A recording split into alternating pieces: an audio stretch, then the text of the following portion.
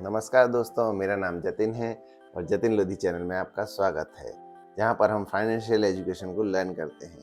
तो चलिए आज इस वीडियो के माध्यम से मैं आपको एक इम्पॉर्टेंट फैसिलिटी के बारे में बताने वाला हूं, जिसमें कि हम अपने सेविंग्स अकाउंट में एफडी के बराबर इंटरेस्ट रेट प्राप्त कर सकते हैं।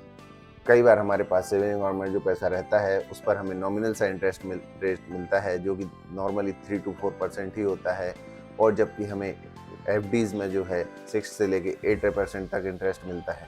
तो आप एफडी का इंटरेस्ट रेट हमारे सेविंग्स अकाउंट में जो पैसा रखा हुआ है, जिसे हम फिलहाल में यूज़ नहीं करने वाले हैं, उस अमाउंट पर प्राप्त कर सकते हैं। इस फैसिलिटी को हम बोलते हैं स्वीप इन फैसिलिटी। तो आप इस वीडियो को अंत तक जरूर देखिएगा, जिसमें कि हम बात करेंगे स्वीप इन फैसिलिटी के फीचर्स के बारे में। तो चलिए दोस्तों, अब हम जानते हैं कि यह फैसिलिटी क्या होती है। यह फैसिलिटी दो प्रकार की होती है, sweep out facility and sweep in facility. तो सबसे पहले जानते हैं कि स्वीप आउट फैसिलिटी क्या होती है। Sweep out facility is a facility which provides liquidity of a savings account coupled with higher interest earnings of a fixed deposit.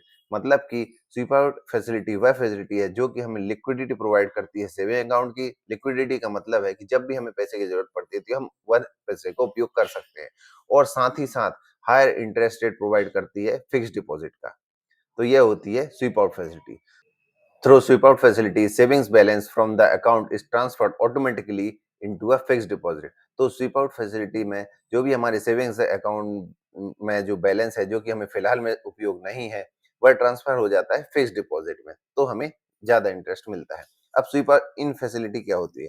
A sweep in facility ensures that whenever funds in your savings account are running low for a purchase or transaction, मतलब कि SVEEP in facility में जब भी हमारे saving account में कुछ हमें खरीदने के लिए या ट्रांजैक्शन के लिए कुछ फंड कम पड़ता है, the bank will transfer the deficit amount from your fixed deposit to your savings account without affecting your interest rate in your fixed deposit.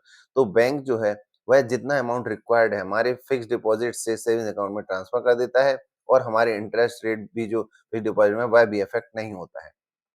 तो अब हम जानते हैं कि स्वीप आउट फैसिलिटी क्या होती है डायग्राम के द्वारा। तो ये हमारा सेविंग अकाउंट है, जिसमें कि हमें हायर लिक्विडिटी मिलती है, मतलब कि कभी भी हम पैसा निकाल सकते हो। ये हमारा फिक्स्ड डिपॉजिट है, जिसमें कि हमें हायर रिटर्न मिलता है। तो जब भी हमें जो पैसा जरूरत में नहीं है फिलहाल के लिए, तो जो एक्सेस अमाउंट होता है वह हम ट्रांसफर कर देते हैं हमारे फिक्स्ड डिपॉजिट से हमारे सेविंग अकाउंट से फिक्स्ड डिपॉजिट में, जिससे कि हमें हायर इंटरेस्ट मिल सके। तो ये होती है sweep out facility from the saving account. ये होती है स्वीप आउट फैसिलिटी। अब हम जानते हैं स्वीप इन फैसिलिटी। अब मान लीजिए हमें वह पैसा जरूरत पड़ता है, हम कुछ खरीदते हैं या ट्रांजेक्शन करते हैं, तो हमारा सेविंग अकाउंट जो होता है वह फिक्स्ड डिपॉजिट से लिंक होता है, और जो पैसा हमें जरूरत है उतना अमाउंट हमारे फिक्स्ड डिपॉजिट से हमारे सेविंग अकाउंट में ट्रांसफर हो जाता है। इसे हम कहते हैं स्वीप इन फैसिलिटी। तो यह होती है sweep facility, sweep in and sweep out, जिससे कि हमें सेविंग अकाउंट की लिक्विडिटी भी मिलती है, और साथ ही साथ हमें एफडी के बराबर इंटरेस्ट रेट। तो उम्मीद करता हूं कि आपको ये वीडियो जरूर पसंद आया होगा। यदि कोई भी डाउट रहता है तो कमेंट सेक्शन में जरूर बताइएगा। वीडियो को लाइक और शेयर कीजिए, चैनल को सब्सक्राइब कीजिए। धन्यवाद।